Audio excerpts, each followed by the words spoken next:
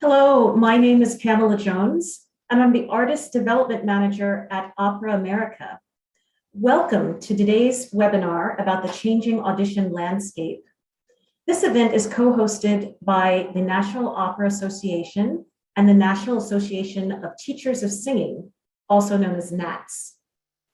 Please watch the chat portion of your Zoom screen carefully today because we will be dropping links and resources in there. You can use the Q&A portion at the bottom of your screen, that feature, to ask your questions. And we will try to field as many questions as possible today. We have a great panel. We wanted to talk about the changing audition landscape because in the last couple of years, a lot of things are different. The theater world had been submitting pre-recorded auditions for a long time, but now opera has started to do that more and more, especially with the onset of COVID-19. The things that people are submitting for their auditions has changed as well. There are new choices for repertoire, and we need to know which things are the best things to present that will show us off in the best light. The dynamic in the audition room has also changed. Sometimes now there will be on-the-spot sessions of feedback. How do you give constructive feedback, and how do you ask for the best feedback that will help you in your career? We have a great group of panelists here today, and I'm honored. I'd like you to welcome them. Benjamin Brecker is the immediate past president of the National Opera Association, and he's also with the University of California at Santa Barbara. Welcome, Benjamin. Priti Gandhi is the artistic director at Portland Opera. Welcome, Priti. Alan Henderson is the executive director of the National Association of Teachers of Singing. Welcome, Alan. Dr. Everett McCorvey is the director of the University of Kentucky Opera Theater and the chair of the Kentucky Arts Council and the artistic director of the National Chorale, the founder and director of the American Spiritual Ensemble. Welcome, Everett. Leanne Myslewski is the vice president of opera and classical programming for the Wolf Trap Foundation for the Performing Arts. Welcome, Leanne. Alexa Smith is the chief of staff and assistant vice president for special initiatives at the Manhattan School of Music. She's also the founder of New York City Operas and the Manhattan School of Music's Duncan Williams Voice Competition for Black and Latinx emerging singers. Welcome, Alexa. Brian Speck is the director of the Houston Grand Opera Studio. Welcome, Brian. And Melissa Wegner is the executive director of the Lindemann Young Artists Development Program and the LaFont competition at the Metropolitan Opera. Welcome, Melissa. All right, let's get started. Our first discussion topic has to do with the remote auditions and the submission of materials for auditions. We're doing this more and more these days. A couple of summers ago in 2020, at the Career Blueprints for Singers for Opera America, we had a really great webinar session talking about the best recording techniques. Do you have any feedback or any things that you would like to impart to singers today about the things that they've been submitting? What do you wish people would know as they submit their video recordings to be considered for places in advanced training and also for employment at universities and also the young artist programs? I'd be happy to start if that's okay. Great. I think this year, my experience in adjudicating video auditions, which we plan to continue doing in the coming years, is all about the simplicity of it, actually, that we want a video in which we can really hear the essence of the singer's voice. And so anything that sort of obscures that is the biggest concern. And that can be an acoustic that is too live and obscures the voice. It could be a situation in which there's feedback from the mic, or where we're sort of topping over the mic and not able to hear the voice throughout the entire range in a really clear way. So I think there's relatively few things to really focus on. And the things that are not so important to focus on for me are the actual look of the environment that you're in. It's totally okay for me if it's in your kitchen or in your bathroom or wherever it needs to be. It's just about, we really want to hear your voice. And so I think the thing for singers to be evaluating and thinking about as they make decisions about the equipment they might use, et cetera, is it really reflecting my sound and my voice, and showing that to the panel. And it can be done with something as simple as just your phone with no mic. And in that case, you simply need to be aware of the room that you're recording in so that you don't essentially over-sing the equipment you're using. But I would encourage real simplicity with these videos. Okay, great, Brian. Benjamin, did you have any comments on this?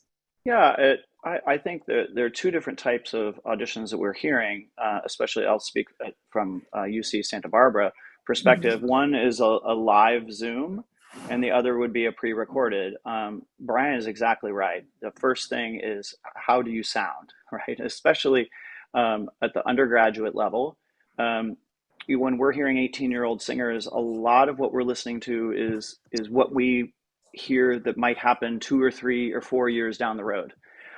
So we want to see and hear as clearly as possible.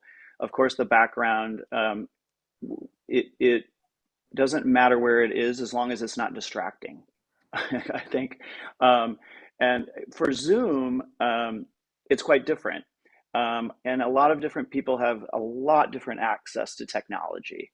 So when most of the auditions that we do for Zoom would be graduate auditions, and that's a different level of listening. There's a different level of performance that we expect, obviously, than an 18-year-old.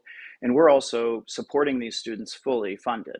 So we're making a big investment in them. So one of the things we've found is I can encourage all students, if they can have a live pianist, it makes a much better audition than having recordings. It always has a better balance.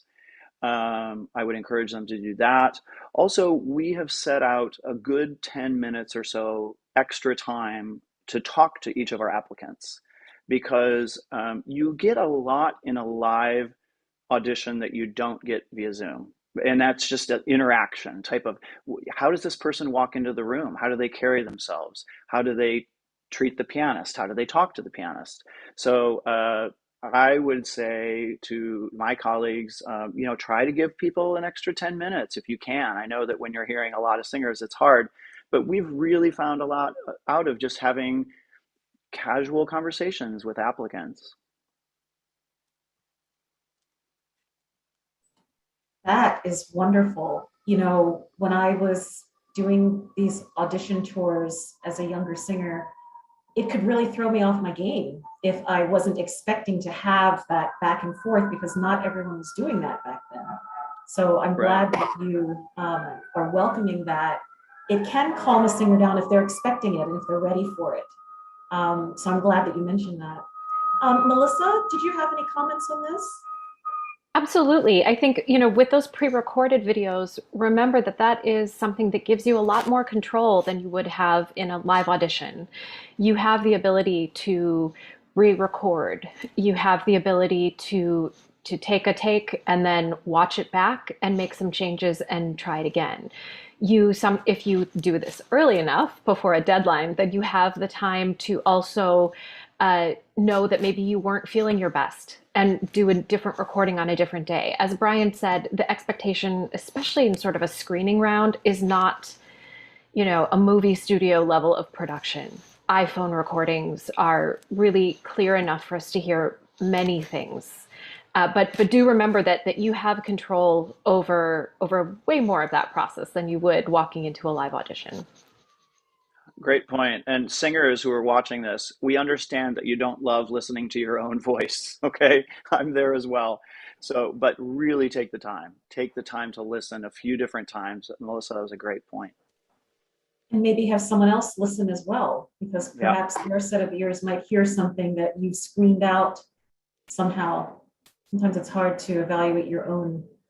That's a great idea. Is there anyone else who would like to speak on this? Priti, did you want to say anything about this? Sure. I would just like to echo all the wonderful comments that have been made so far, and especially this last point about having someone else listen. If you can afford to do a few takes and then take your recording to a coach or a teacher and ask them, is this representative of my technique right now in these arias? Is this showing me off to my best my best vocalism for right now? You know, another set of ears, like Benjamin said, none of us like hearing ourselves. So it's always good to have that objective ear to say, to be able to point out something that maybe you're not hearing or seeing. The other thing I wanted to point out to Melissa's point about an iPhone versus more expensive equipment. By now, all of us have seen live Zoom auditions and pre-recorded submissions in the last 2 years. And for upcoming seasons, much of how we've cast is via the internet. So anything that you record, if you're proud of it and if it's good, make sure you get that up on the internet, because that is the first resource we all go to these days. And sometimes that will serve as your audition, because COVID has forced us into that pattern of being able to look people up.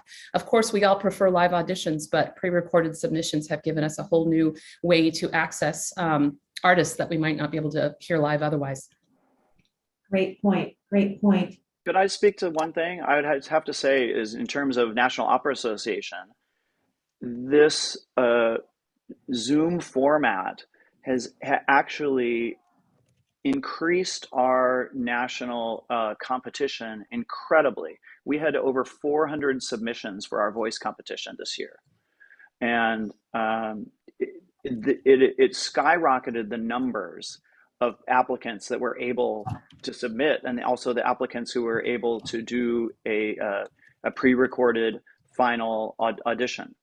So in many ways, it actually increased the volume and opportunities for young singers. Excellent, excellent. I want to just show the link, if we can bring up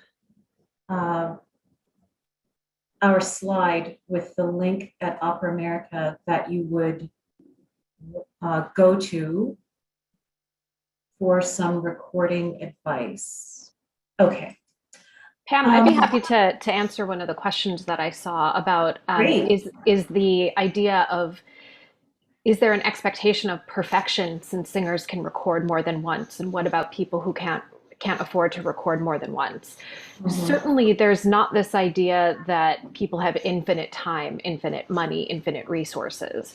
What it does mean is that if you are maybe not singing in tune, if you don't get your high note as clear or as ringing as you know you can, that's a great opportunity to re-record.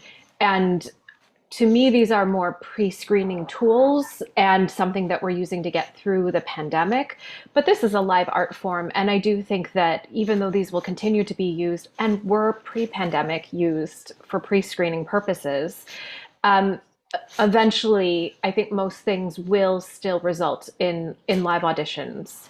So I think that in terms of this idea that everything has to be absolutely perfect, no, absolutely not.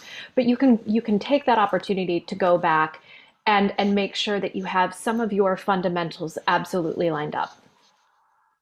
Great, thank you, Melissa. There's another question that says, what about giving technology and sound setting recommendations ahead of time for Zoom auditions? Does anyone want to answer that? I would say set up a practice one with a friend or a teacher or a coach, and say, hey, and do a little practice session, and you can record it as well as have somebody else listen to it. Definitely do that first. And so you can then fine tune your settings. Apparently there are some advanced Zoom settings for the higher frequencies for soprano and everything. You have to find those and get them set in Zoom. That's my understanding. I haven't been successful at it yet, but do we have any recommendations for older singers? We have a question from someone who's in their 40s and they're halfway through their graduate degree, a mezzo-soprano. We can think about this throughout the webinar because there might be other subjects that we want to tap into, but maybe we can keep this in mind. if you have some advice for older singers, before we end today, let's come back to that question, okay? Let's go on to our next subject, which is the evolving repertoire for auditions. Things are changing. We want to be continually expanding the field of opera with newer repertoire to widen the field and to welcome new composers and new creators into the field. So more women composers, more composers of color, more pieces that have been composed in the last 22 years. Who would like to speak on the evolving repertoire? I'd be happy to start off, Pamela. Great, thanks, Leanne. So I feel like rep is one of the most personal questions that we deal with, right? That thing, what do we sing? What do we choose that shows a panel what's important to us? And just to say, the trends have really been in flux over the last number of years.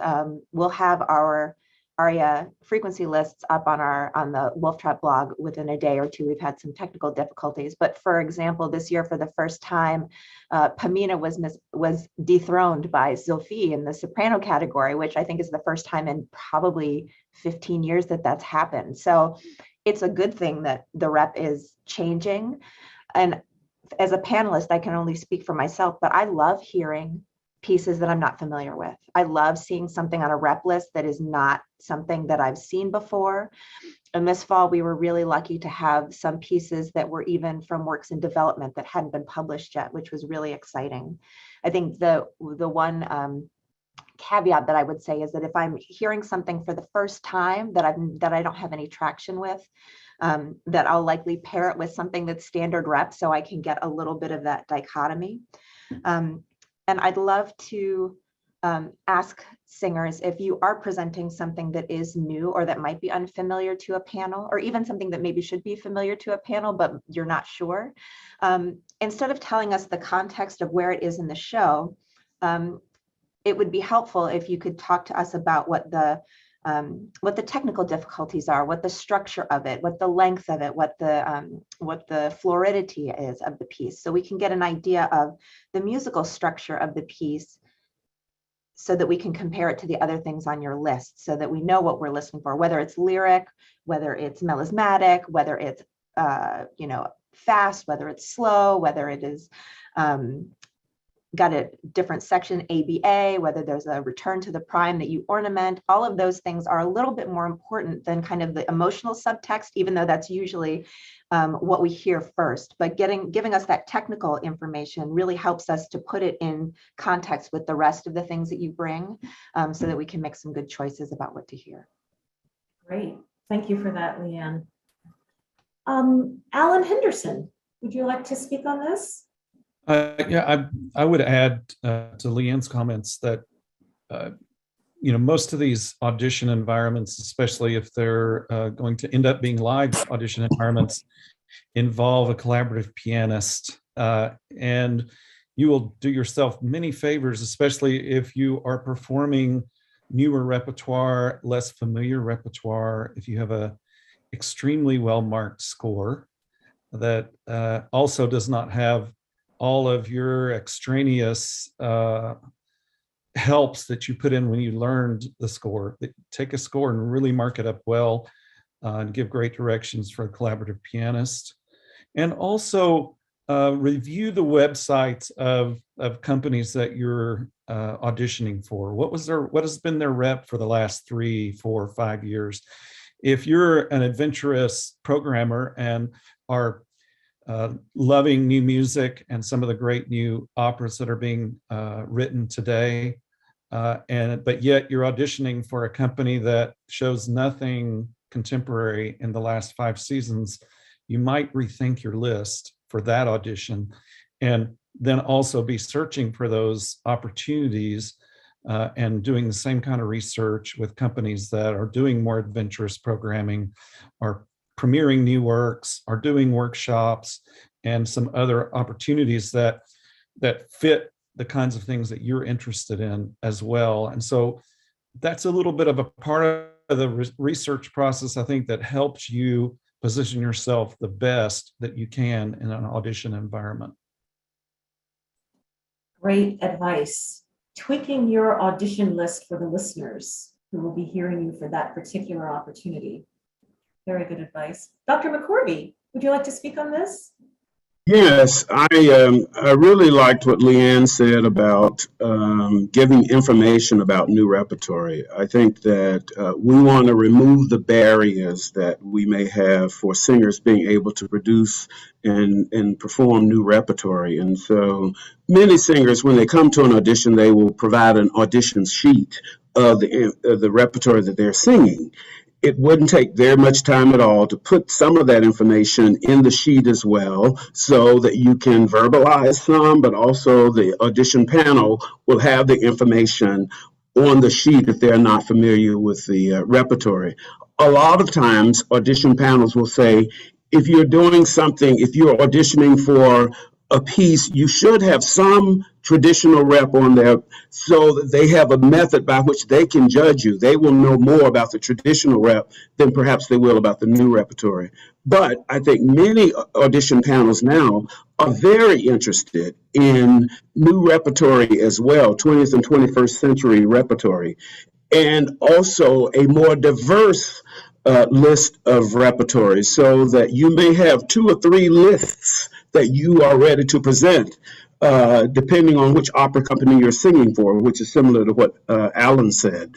So that but you may have 1 or 2 pieces on there that you're always singing because they represent you well, they introduce you well, and perhaps they're traditional repertory pieces or they're new pieces. But a diversity of rep, I think now is almost expected, that we know that you are not just presenting the museum pieces, but you're presenting pieces that are representative of what's happening in theaters and opera houses today. Excellent, excellent, thank you. Anyone else want to speak on this, Brian? Have we covered everything? Do you have anything to add? Yeah, I'll just say that I think it's worth just sort of musing on the timeline of where we are in the development of the repertoire in opera. It's rapidly expanding. There's so many new pieces each year, and it's hard to even stay caught up with that as someone who's working every day in the industry. And I think for singers who are auditioning, we in some ways rely on you to stay on the front side of that too, and are excited when you can bring in a piece into an audition that we haven't heard. I think Leanne had some great suggestions for how to present those and how to describe them. That's really, really valuable to be able to do that. But I would also say, to sort of balance that we're not all the way there yet, that we also want to hear standard repertory in auditions. And it's about finding a package of arias that you feel represents you well and represents some balance in repertoire. So well, it is tempting to be able to say to everyone, we would love to see a list of 5 arias that are all from the last 10 years. That's just not practical quite yet, because that's not necessarily where the institutions are. So, but I do think we'll start to move in that direction over the next few years. So it's something to think about and be prepared for. And there's some great resources out there now for finding this repertoire that, you know, singers can utilize to try and look for some new things that might suit them. I'd love to add to that. Well, go ahead, Alan. I was just going to say that I know in Nats we've tried to advocate with publishers quite a bit recently, especially those who are publishing new works, to make them as accessible as possible to singers and performers, even in excerptable arias and those kinds of ways.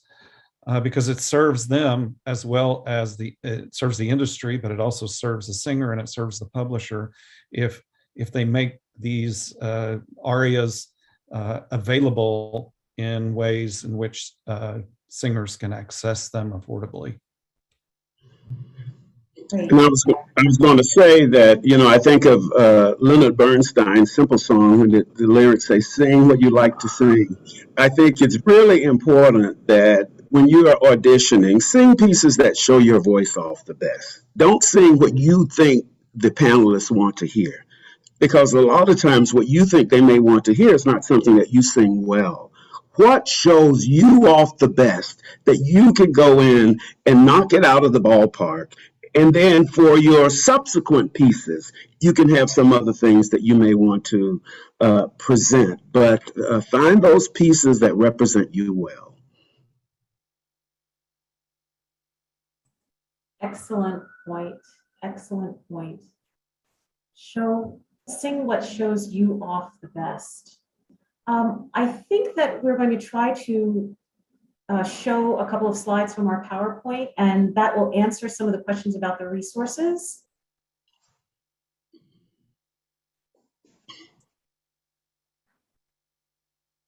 Great. So these are some places where singers can go to find repertoire that is newer or less performed, and they can even hear samples of things. So Rich Coburn has cultivated the website morebipocvoices.com, and Dr. Blair Salter has built the resource project vocemoderna.com. And Leanne had given us the stats for the most performed soprano aria this past audition season at Wolf Trap. That information and more about previous seasons and also some other great articles about auditioning in general are available at wolftrap.org. So that resource is up there now too. All right, we're coming back to our panelists so we can stop the sharing of the screen. I'd like to go to the next subject, jumping from academia to the professional opera field. Do we have suggestions for the best way to do that?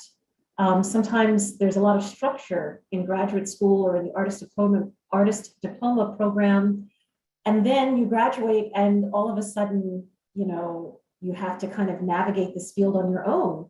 Dr. McCorvey, do you want to speak on that? Yes, thank you very much. This is near and dear to my heart, being a professor at the University of Kentucky, where we are training students at the undergraduate and graduate levels. And what we're seeing a lot of now is, certainly during the pandemic, during times of low economy, a lot of people will go back to school to help further their degrees. And then the question comes, what's next? And it used to be that if you went into a doctoral program, it meant that at some point you wanted to teach. In some universities now, the doctoral program means I just want to study more and have more time to develop my voice. But it also used to be that when you finished a program, in order to be taken seriously in America, you had to go to Europe and audition over there and then come back to the United States. And that's not the case anymore. There are young artist programs, there are emerging young artist programs, there's professional young artist programs now in the United States. And so there's so many more opportunities for young people who are graduating and who are ready to take that next step to stay in America and pursue some of these young artists programs. And panelists like the ones we have today are just really instrumental in helping to meet singers and helping singers to bridge that gap between what we do when we finish the university, finish the academy, and then we're ready now to go out into the field. And my suggestion to young artists is Opera America has a site. There is a place where you can find where the young artist programs are in the country and begin researching those young artists the year before you graduate, so that then you can have an idea of what companies you want to audition for. Another thing that's happening in the field, and I'm sure singers who are on the panel, singers who are on this webinar have noticed, is that opera companies are now auditioning earlier. And so you really have to plan so that if you are auditioning for St. Louis or San Francisco or Houston or wherever you're auditioning, start early, start that year before, make some preparation so that you know the companies that you're going to audition for and have a plan a year before you actually execute that plan. Wow, that's great advice. Thank you. Benjamin, did you want to say Yeah, something? absolutely. I guess my biggest advice, and to not only my colleagues who are teachers and coaches and directors, and also students, is to recognize that we all have our own path. Each singer has their own path, and that is sometimes very difficult for young singers. At NOA in January, I actually led a session to the students. It was about 85 students at our conference, which was great. And we talked about this, that, I understand that singers, we are competitive human beings, and that's why we want to succeed. We can't always put ourselves up against the 0.5% that are going to Houston and Wolf Trap and the Met Young Artists. We might have a different path, and that's okay.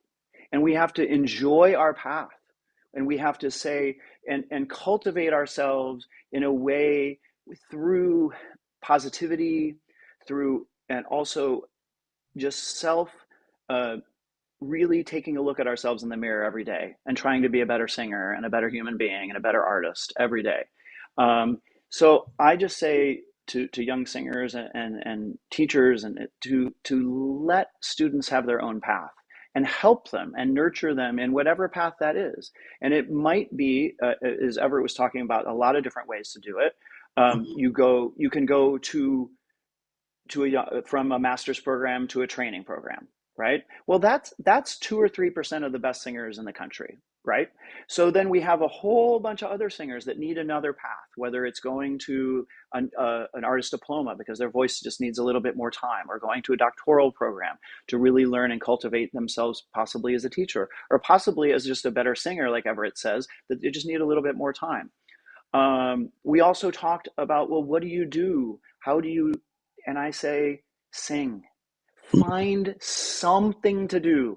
Have a recital for something that you love. I knew that a lot of students are really passionate about social issues, and you can find a company or a church or a Elks Club or something to do a recital that will keep you singing, that will keep you learning, because we always learn from every performance, right?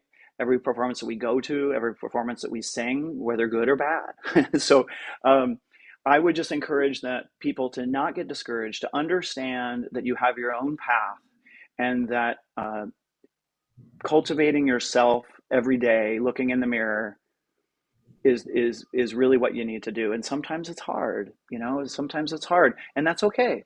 That's okay. Your path is okay. That's what I would tell everyone. I remember we had Mark Campbell here, the librettist, for a master class, and a singer asked that very question, and his response, I loved both of his responses. His first response was sing for anybody, so that people were always out there listening and looking for singers. And his next response was always say, the first response is always yes. And then even if you can't do it later, that first positive response of yes, I want to try to make this work. And I think I would also encourage students to look at, and singers to look at competitions. There are a lot of competitions out there right now. And sometimes that path is through a competition where you might win a competition, you might be heard at a competition. It's more important to sing in the competition a lot of times than it is sometimes to even win, because depending on the panel of judges who are listening to the competition, you might be hired because they're looking for a Susanna, they are looking for a Carmen, and that's not what the competition was about, but that's what they need at their program. And they heard you, they like you, and they want to hire you. So it's more important to just sing, get out there, create those collaborations, and sing. That is so true. I actually had that happened years ago. I did not win the competition, but some of the organizers of the competition needed someone to come and do some programs in their community, and they hired me for that.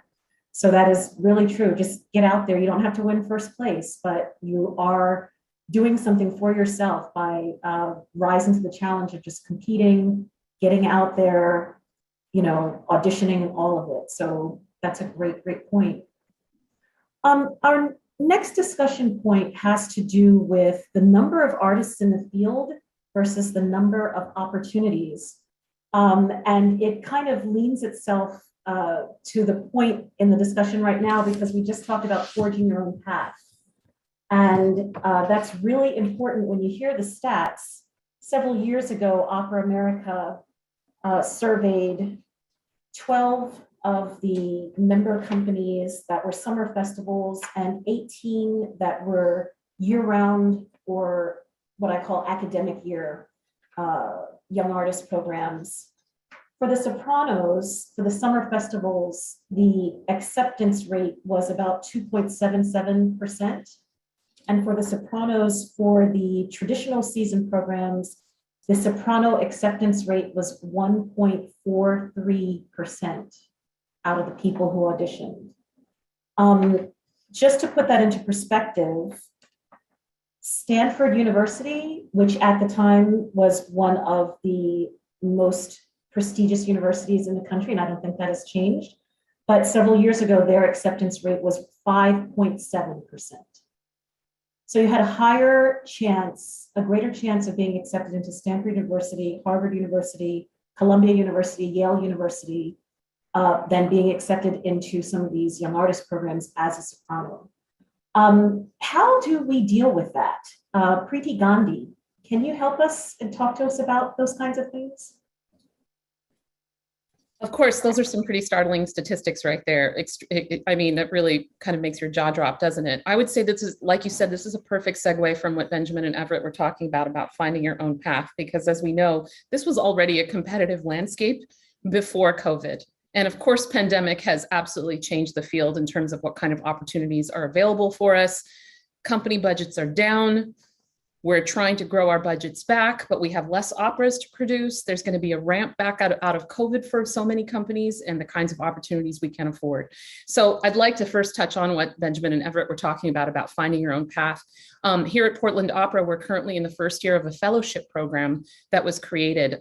When I came on board, it was already in place, where we are taking one of the young artists and training them into all aspects of leadership and administration in the company for a year-long fellowship.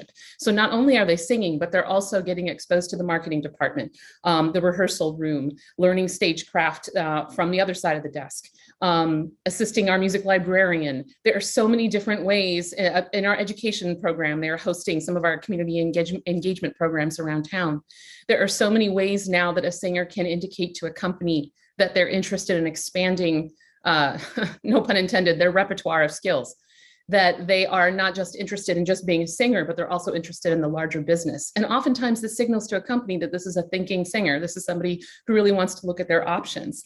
And I think in the past, especially when I was coming up as a singer, people hid their day jobs, they hid their temp jobs because we thought we had to be ashamed of them, that, oh, I don't want a company to know that I can't make my career just on singing alone. But we all know that we were doing it. And I would like to say that we are all dropping that stigma. That is no longer something that we have to worry about. We currently are doing Central Park 5, and we have a cast member who is coding on their iPad when they're not on stage. And this is something they do in between gigs to keep going so that they can continue to be a singer who is not stressed about their next job, stressed about paying their bills. And I would just like to say that let's just drop that stigma. Let's just say we all know that we've got to survive. We have to pay our bills. And of course, then this leads into what is success? We need to redefine what success as an artist is. And I think this is all related to this topic about the number of opportunities in the field, that being successful as an artist is not being on the cover of Opera News. It is not having a publicist. It isn't singing on the big stages. Of course, that is one definition of success. The real definition of success is, are you serving your art form to your best of your ability every day? Are you paying your bills? Do you have a good support network around you? Are you working on your craft? Do you have people around you who are giving you good advice and you're continuing to grow in whatever way you can? I think all of that is related to this topic because it informs who we are as an artist and then how we're going to find our way through. The last thing I'd like to say is that really know what you're good at. Really know what you're good at and really focus on that and make sure that that is also how you're marketing yourself.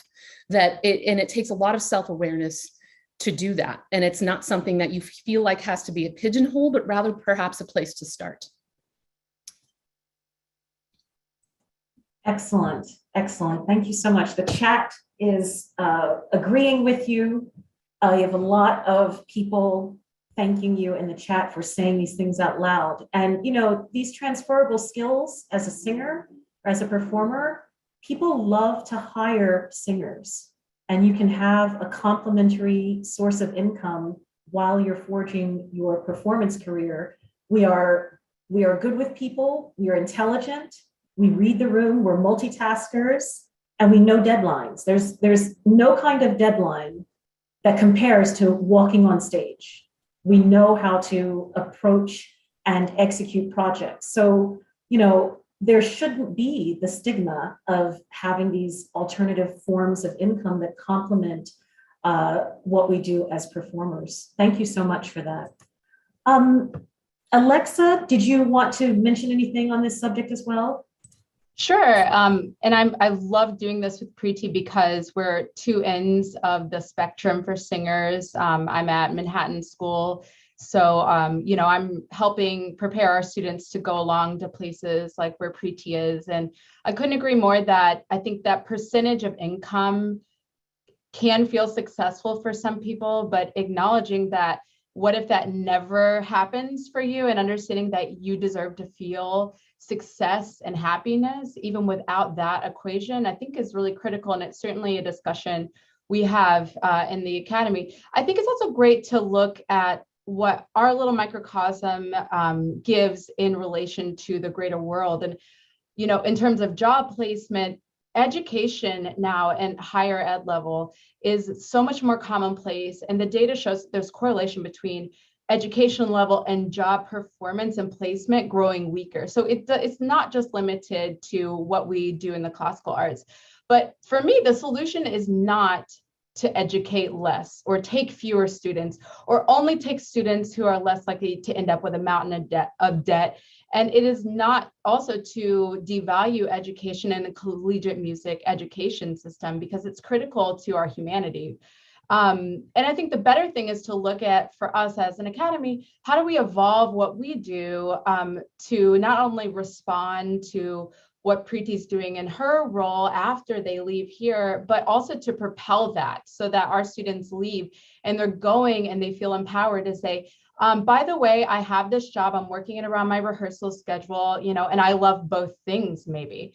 But we also see that our job here is to help form the artist to respond to the world, and not just through this lens of job and what type of job it is and the value of a job, this job versus that job. So, you know, we as a school have a commitment to making sure our students have a complete music education, and we don't make statements without action. So, you know, we have to evolve too. So in our voice department, for instance, this means we evaluate what's being left out. We acknowledge that some of that was purposeful, and we take time to reshape it so that the student is ready to leave and feels empowered. And it also helps them to develop critical thinking, because I think sort of the old guard of conservatory education is that you respond to the do's and don'ts, and that's how you get ahead, and you do this program and that program, and you don't think about what's good for me. You know, how does this fit into the life I want to have? And I think that is so much more value. It has so much more value than figuring out what seat you can earn in an orchestra or how many mimis you can squeeze into your season. And the last thing I'll say is the best thing that a music education offers you for the new world that young artists are entering in is rigor, practicing, learning lots of languages. All of that is a reason that you can be successful in whatever you do, even if you don't sing. I have a degree from this school. I don't sing anymore professionally, but I had the rigor to figure out how to learn math for a GMAT so I could go to business school and try something new and see where that might lead me. So I think that critical thinking is one of the most important skills that we as educators try to help our students with so that they can go out, try this life, go to the competitions, go to the auditions. And if it doesn't work, you have other things that can make you feel valued, feel happy. And that's the most important thing for all of us.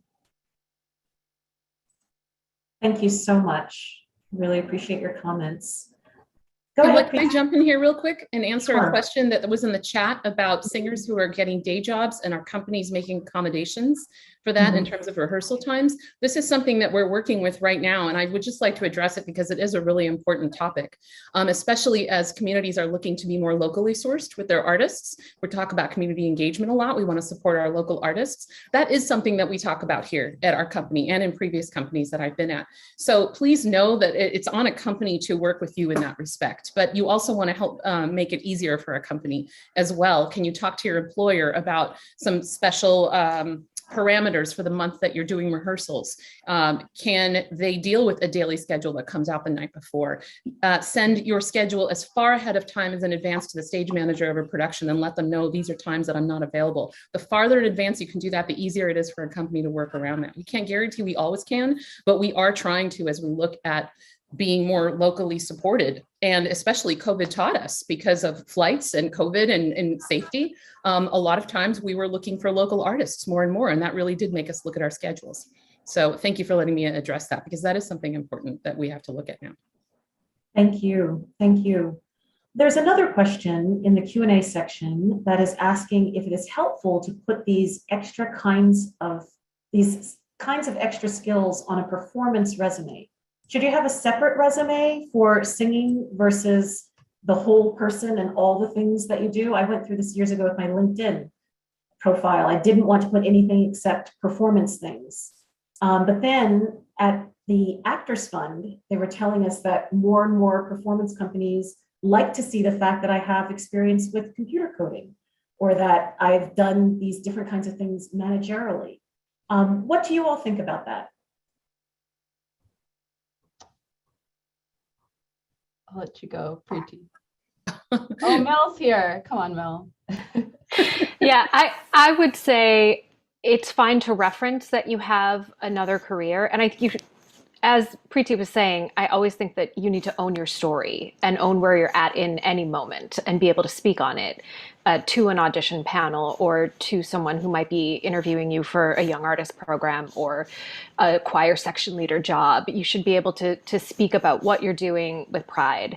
I don't think when you're submitting a performance resume specifically for a performance opportunity that you have to list everything that you're doing in this moment with all of that experience delineated, but you can certainly refer to it and say administrative resume available upon request. If you have a bio that you're sending instead of a resume or in addition to a resume, you can also mention so-and-so is an accredited fitness trainer and also manages a graphic design industry so that people can see that you have other things that are maybe complementary careers to our industry, but that, you know, that's a bit about who you are. Great, thank you. I'd like to move on to our next subject, which has to do with the revised criteria for judging applications and for judging auditions. Alan Henderson, NATS has a lot of great resources. You guys have done everything from rethink the vocal categories to having rubrics about judging the auditions, and you also have separate resources for classical versus musical theater. Can you speak to us a little bit about why you all wanted to take another look at the judging criteria and what made you come to some of these conclusions?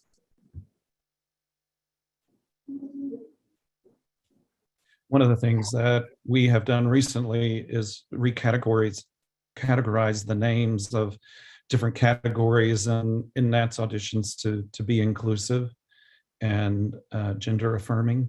And so we've done a lot of work in that area. As in addition to all the the language that we use in different ways in the rubrics we use to evaluate singing, whether it's in classical music theater or commercial styles in the varying events that we have.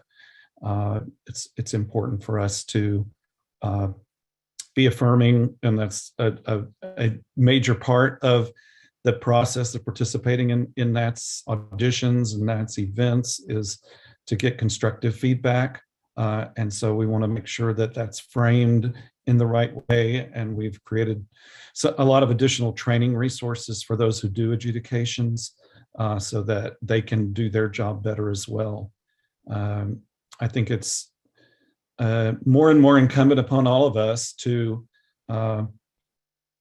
exemplify the way that we think our world ought to move in our industry. And I know so many on this screen and in this panel today have been instrumental in significant ways in moving our industry forward in some very important ways in the last few years. And it's been inspirational for me to work with so many people on this panel and within some of the other panels that I've been on during the pandemic and pre-pandemic as well, as we try to address a lot of systemic inequities and try to ensure that we're creating a future that that everybody can grow up to see themselves in. So those are some of the ways that we've been working in that, and cooperatively with a lot of our sister organizations to better the opportunities and better the feedback experience that that we provide for singers. I'd like to, this has changed drastically in the last 2 years for us at UC Santa Barbara. And I'll tell you, I don't know if this has happened around the country for other arts organizations, and especially universities and conservatories. The college recruitment scandal that happened about 2 years ago has led UCSB and the UC system to have definite guidelines and rubrics and a paper trail of decision making for applicants. So not only do we as a voice area have to make a decision on every single applicant, but we have to go on an Excel spreadsheet, and every single voice professor has to list reasons why we're not accepting applicant. And then we have to attest that these are our results at the end of this. It's actually much more transparent in a way for collegiality. Now, when we talk about feedback, this is a difficult question. And I personally, I do not like to give feedback at auditions. I find that I don't know a lot about a person from just hearing them sing. And I don't know where they have been just by looking at their resume. Occasionally, I will get emails, and I also kind of have, unfortunately, like a standard email answer that I don't generally give back feedback. And mostly because I don't know what their path is. Like I was saying before, everybody has their own path, and I don't know where they are. Sometimes I'll make just general statements. But one thing I've noticed, and I would just encourage all students and also teachers and to, there seems to be a kind of a switch a tiny bit in how students and singers take feedback. That when we talk about singing, we're not making a personal judgment against you as a human being. And a lot of times, even in musical rehearsals, sometimes I'll point out mistakes, and sometimes students look at me like I'm a terrible human being for pointing out basic music mistakes. And I try to do it in a kind way or so. But I think this is something that we as a society and we as singers growing up, this is a big change in the way we see, in the way we coach, in the way we teach. We really have to understand each student's ability to take criticism, and maybe finding different ways to say things, I was in school many moons ago and had very different kind of dictatorial mentors. We can't be those humans now. And I think listening really attentively to the students and how they're feeling as well is going to gauge how we can communicate and how we can talk feedback with every student. And it might be very different. Thank you, Benjamin. And thank you, Alan. I want to just take a minute now for us to show the slides that have the NATS resources.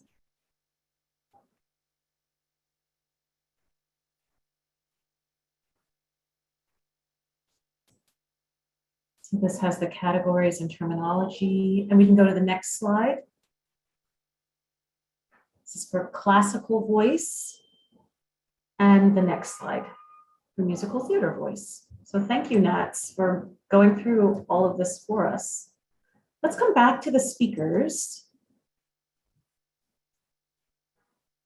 And Dr. McCorvey, did you want to speak on this? I did want to say a couple of things. First, I think that in the judging applications and auditions, performers, I'm sure, need to understand that, of course, the panel is trying to get to know you as quickly as they can in the amount of time that is available for them to hear you. If it's a competition where you're submitting information, expect that the panelists, especially if they're interested in you, they're probably going to go online and find out a little more about you. And so the thing that I would say to all of the singers is make sure that your online presence is one that you can be proud of and one that your parents would be proud of. And so that because we are trying to find out as much about you as we can in the short amount of time that we have. In your audition, the other thing that I would suggest for singers who are auditioning is make sure that the arias that you're singing are arias that develop quickly. Don't sing an aria that takes 5 minutes to develop or 4 minutes to develop before you get to the big parts of the aria, or you probably will have lost your panel. So talk with your coaches and talk with your voice teacher and find out those arias that fit your voice that show you off quickly, so that if we have 3 minutes or 4 minutes to assess what you're doing, that you are presenting the best parts of your voice as early as possible. Because we don't have a lot of time, but we want to try to get to know you in your audition. Great, thank you so much. I would just add there, because a previous question was about having separate social media profiles. And while that's great, it does not prevent anyone from finding your other profile, by doing some searching. So take Everett's advice to heart and make sure all of your channels are well curated. That is so true. Melissa, did you want to speak on this subject? I know that the Metropolitan Opera National Council auditions have guidelines regarding feedback and guidelines for the judges. What would you like to say in this segment?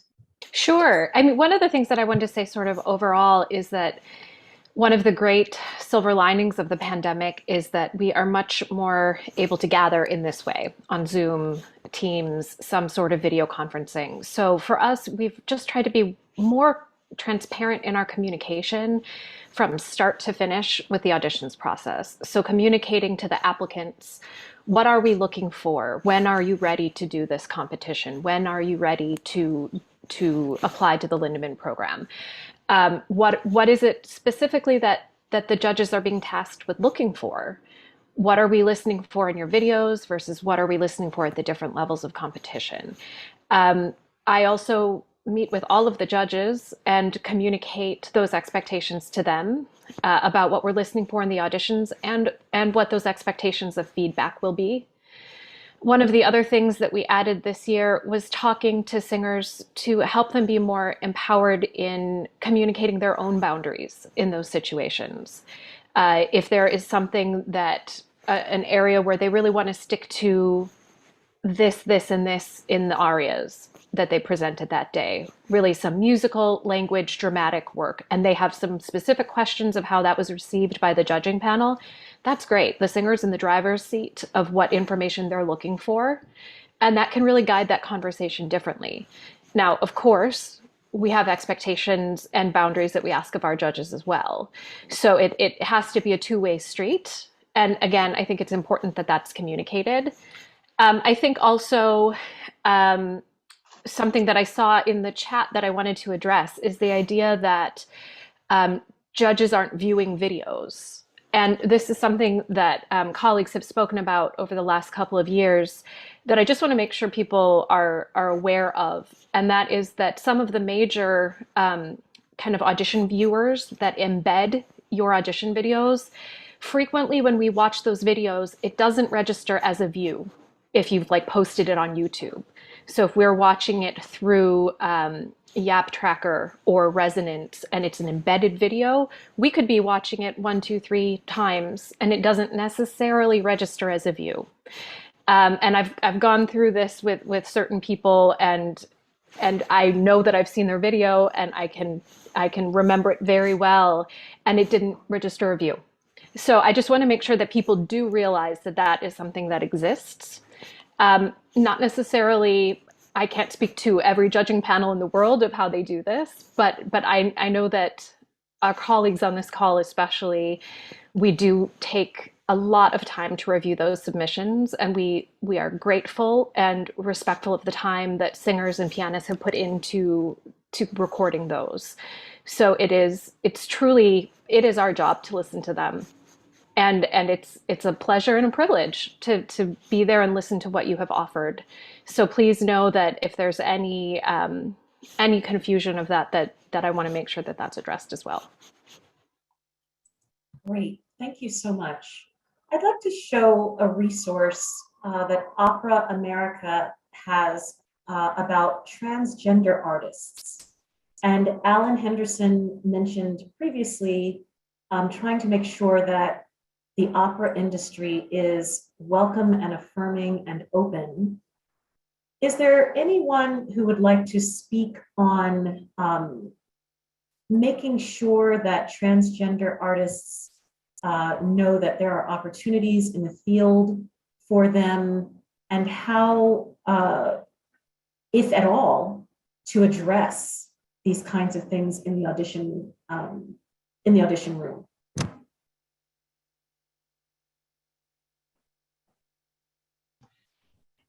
I'll just add that it's definitely something at the academy level where we're starting to develop more resources for our students who are trans or non-binary, because of course college is a time of exploration in terms of figuring out how you would like to present in an audition space, especially where there's certain parameters that you're trying to adhere to and really communicate why you want to be hired. Recently, we did a seminar with Lucia Lucas, who's a wonderful trans baritone, just made her Met debut in Tosca's Angelotti. And she has a really wonderful presentation on making the decision on how you'd like to present in an audition setting. And I think just continuing the discussion, making sure the discussion opportunity is there, because again, every single singer is going to feel differently about how they would like to present. But having the openness on the other side of the table is step one to me. And I know many people are still trying to navigate what that means in terms of FOC or whatever. For me, I let it all wash over me and look for the artist and what they're trying to deliver. But I think just having this be a part of the discussion again and again is a really critical step in how we make sure our artists feel welcome in the audition space. Yeah, I would like to add that this is also a relatively new area of the teaching profession for voice teaching, and we've had an enormous amount of research happen in recent years relative to voices in transition.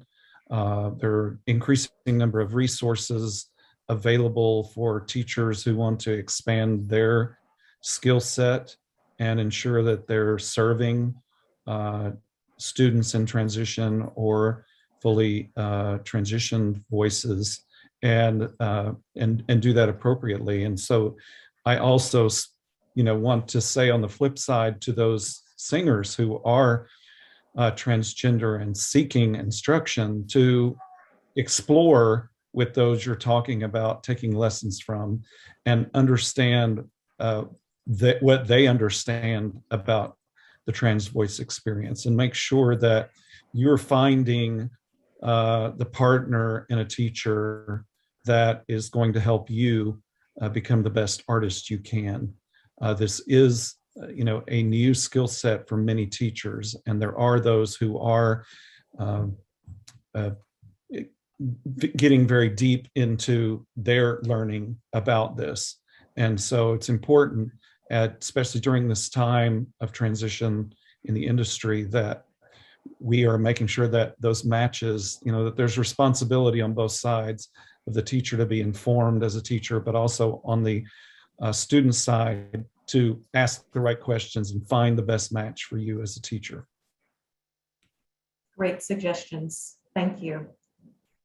Our next discussion topic has to do with the barriers that singers of color often encounter in the opera industry. Can we show the next slide that has the census data?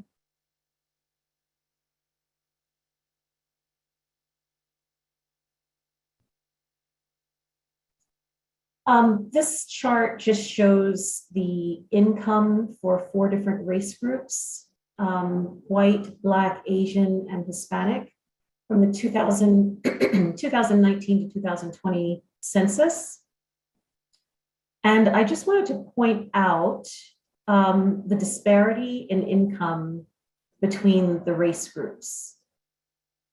Now, the resource at the bottom is a survey where hundreds of arts organizations were able to poll their patrons and consumers, including 182 performing arts organizations. And wave 1 was done in the spring of 2020. Wave 2 was done in the spring of 2021. If you go to this resource, this report, the whole report is really interesting, but particularly slide 11 shows the decrease in income during the pandemic. So in 2020, by race, it shows the different race groups, but it also includes Native Americans, which is interesting as well. But it shows that the income number that some race groups were starting with decreased, and it decreased more for particular race groups.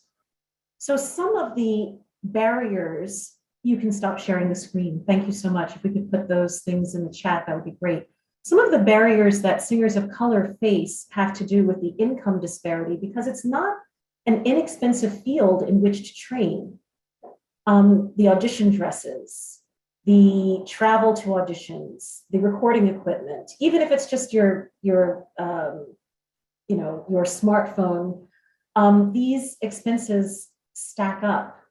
And other barriers that singers of color have identified have been a sense of the disconnect and a lack of exposure.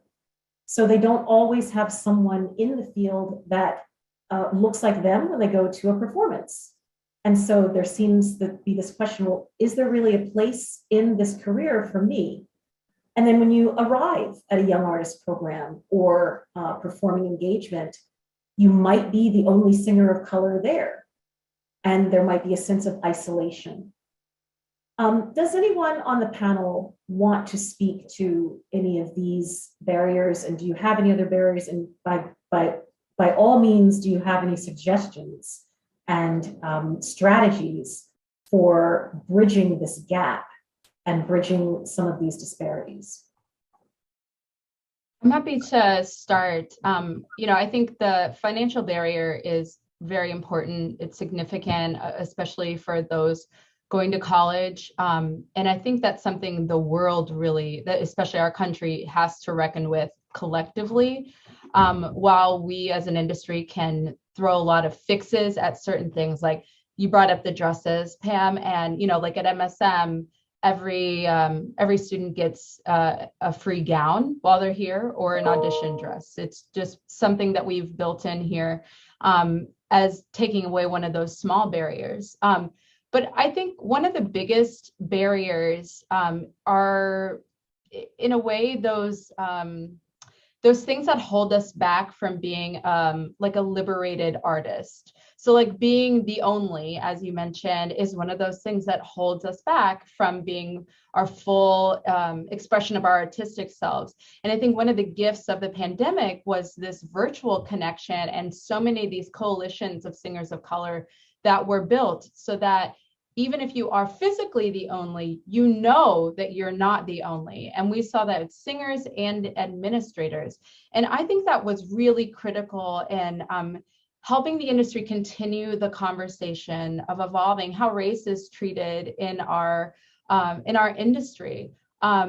There's more and more opportunities that are created specifically for artists of color. And I think that's important. I mean, it's one of the reasons I started the Duncan Williams competition, as just to say, what if there was a competition only for singers of color? And what if there were no financial barriers, so they can come to the semifinals for free? What if that was a possibility? But I really understand that that is not ever going to be enough. It's a place where we can add to the industry, but it will never be enough. And I think taking a deeper long-term view of how to make those small things better is critical. So if you are a singer of color at a conservatory music school and you're doing a recital, where do you put your spirituals? Do you put them at the end because that's where the less serious fun things go? Or do you put it right after the Schumann? Where do you put it? Like really examining all the ways that a lot of this bias and these stereotypes are built into what we do. And I'm very proud of our industry collectively that we're taking note of the big things like the money and the smaller things like what happens on the stage and off the stage. Thank you, Alexa. Anyone else?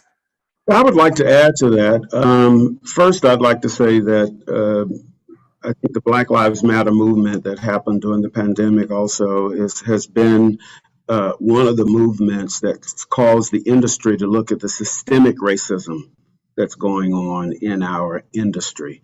And it's causing different organizations to say, we can't continue to do this in this manner.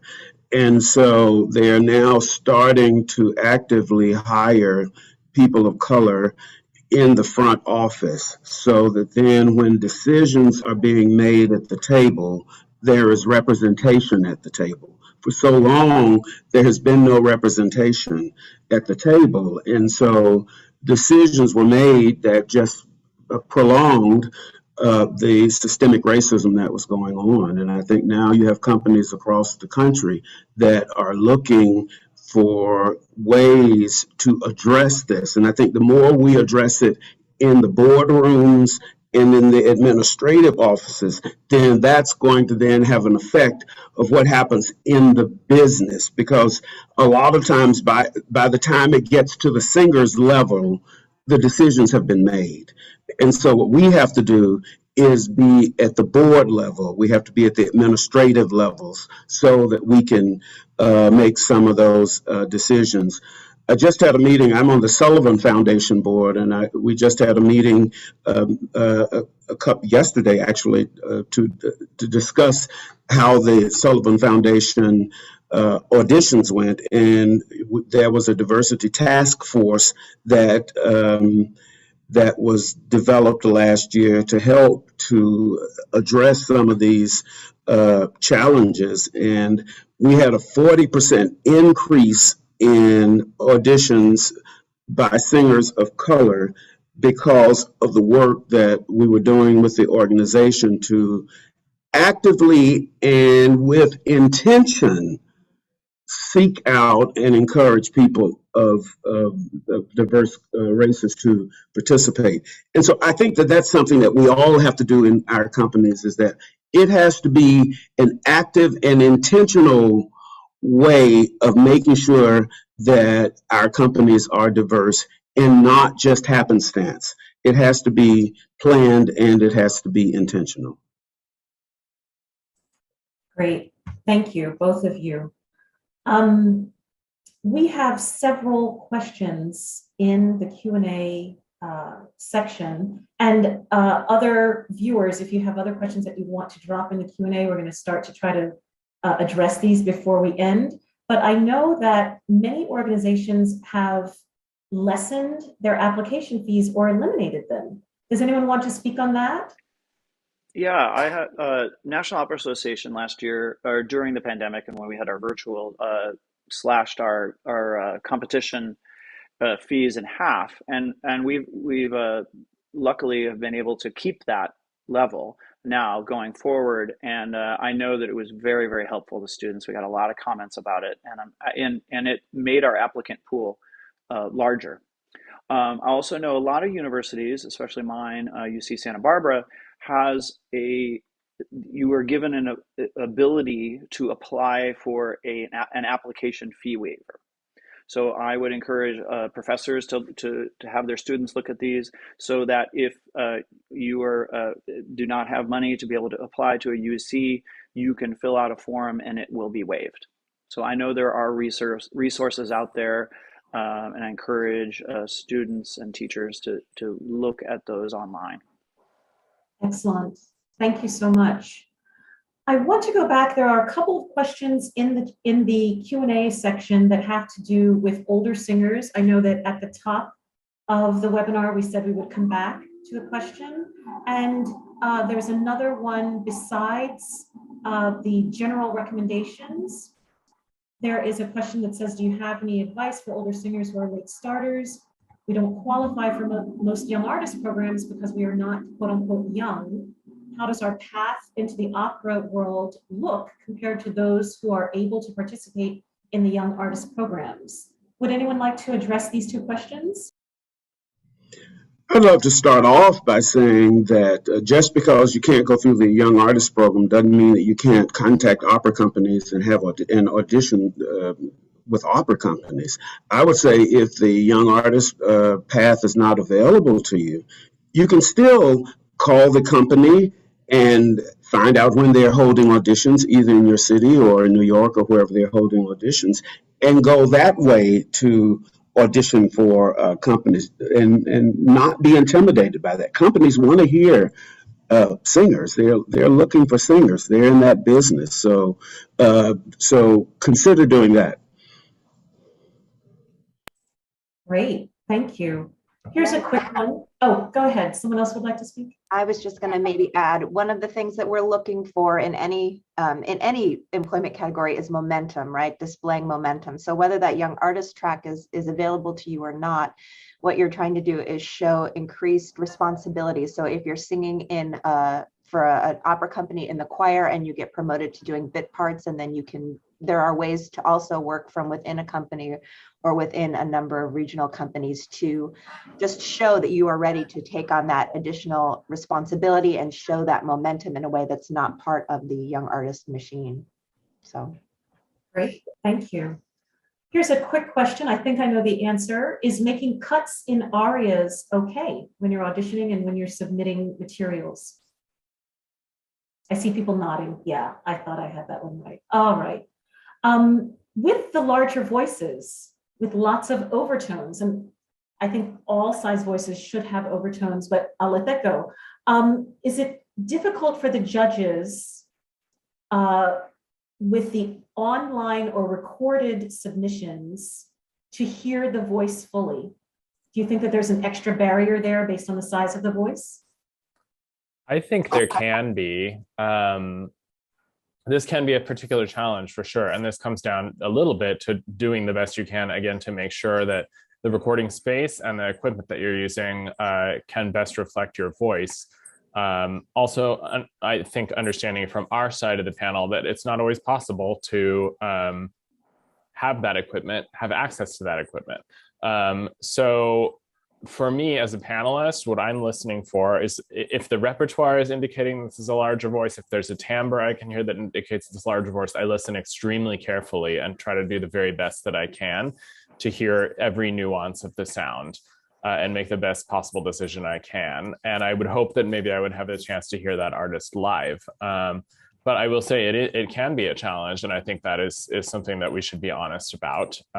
And I think that it is on us as panelists to use our expertise and really listen extremely carefully to those voices. Thank you, Brian. I would like to try to go back to an earlier PowerPoint slide because there is a resource, Ian Kagi did a great section at that Career Blueprints presentation in 2020. And one of the recommendations he made, which is something that I did last year, was to use 2 devices. And it doesn't necessarily have to be expensive recording equipment. You could actually be 2 smartphones, but very often the distance from you to the device for sound is different from the distance from you to the device for vision. So let's say that the organizer, the audition, the people that you're auditioning for want you to submit something that shows 2/3 of your body. To get your device far enough back, you may be going too far back to get the best sound that you need, which is just a few feet away from the smartphone for the microphone part. So using 2 smartphones and then some free software for video editing. And as Dr. McCorvey had us do for the American Spiritual Ensemble last year, doing a clap or a snap so that you can hear it, but you can also see it, and you can, with the software, you can meld those 2 recordings, and that can help with that. And it's not very much, it's not very expensive. You just need to borrow someone else's smartphone plus use your own. But let's go on. If we see if we can knock out a couple more of these questions.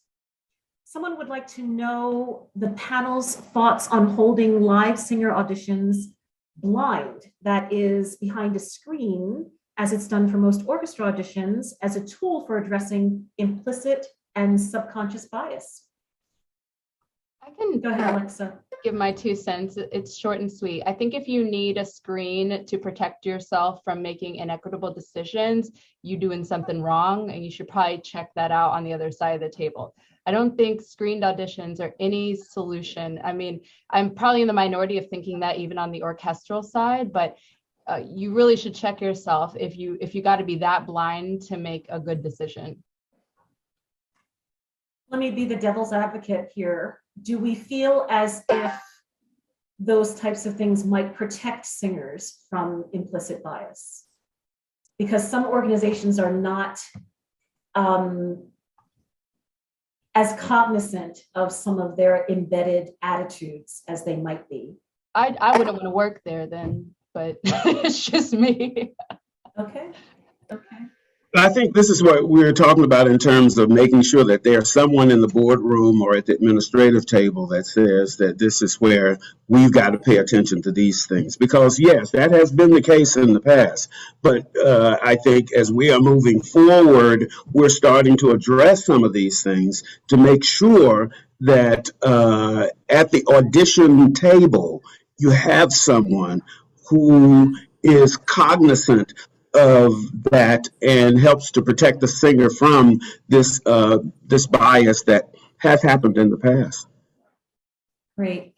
Can I just also add one little plug for Sure. really strong HR teams and great people that we can go to as professionals as a resource, and that other people can feel comfortable reporting to, either anonymously or through a well-communicated channel. Having those really secure, private conversations that let you report when things go wrong is just so important. So I'm very grateful for the HR professionals that have been part of my administrative life. That is excellent. I'm sorry to throw a fly into that ointment, but don't forget that the HR people get their salaries from the companies from which they work. And I'll just leave that there. There's one last question. As a non-binary presenting baritone, I don't necessarily relate to much of the traditional opera repertoire. If I came in and offered, say, Ba or Must the Winter Come So Soon, for example, and can perform them well in their original key, just in my own octave, is this an option for me instead of forcing myself to sing certain standard baritone arias I have no connection to? Interesting question. We have about a minute. I can answer that a little bit. It depends on what you're auditioning for. If you're auditioning for something that is ending in like an opera company where someone would need to maybe do a sort of pastiche opera that would feature exactly the repertoire that you connect to and that suits you, then that would be one thing. If it ends in a bit more of a traditional concert or a path, it might not be the right thing. But there certainly are certain composers that I think Handel comes to mind, that can be sung by so many different voice types and in so many different sort of creative stagings and ways that you could think about them, that would be one area where you could explore. And there's a lot of new repertoire being written that speaks to a lot of different characters' paths that is possible. Traditional repertoire is at some level going to be judged against traditional repertoire. But we do hear more and more things out of the box. But again, it harkens back to that previous discussion we had today. Great. Thank you, Melissa. May I also add, tagging on what Melissa said, that also don't be afraid. We talked about being yourself and offering what you do best. Sometimes if you offer that, it will spark the idea on the side of a company to do something that we hadn't anticipated before. So also allow that we are also trying to grow our own understanding of what can be done right now in this field, that it's ever expanding. So even if it doesn't get the result you want, don't be afraid to continue to do it. I'll just add that I think another thing to think about is who's directing these things. Lucia Lucas, who I mentioned earlier, did a Chanson Dalila where they made her a queen instead of a king, and she had a great relationship with directors. So I think when you get to a point in your career where you have a little bit more agency with directors you like to work with, there's many more things that haven't been done yet that could easily be on the table within some things that are standard. Great. Thank you, everyone. This has been such an informative discussion. I want to thank you all, and I want to thank the National Opera Association and the National Association of Teachers of Singing, or NATS. This recording is free and available on the Opera America website in about 2 weeks. So if you have singers, colleagues who weren't able to be with us today in real time, please look for this on the website in about 2 weeks. I want to thank the Dream Team, production team from Opera America, Jamila Ramawe, Noelle Deutsch, and Megan Carpenter, and always Laura Lee Everett, the Chief of Programs at Opera America. Thank you to all of the people who tuned in, and thanks for your great questions. Have a great afternoon.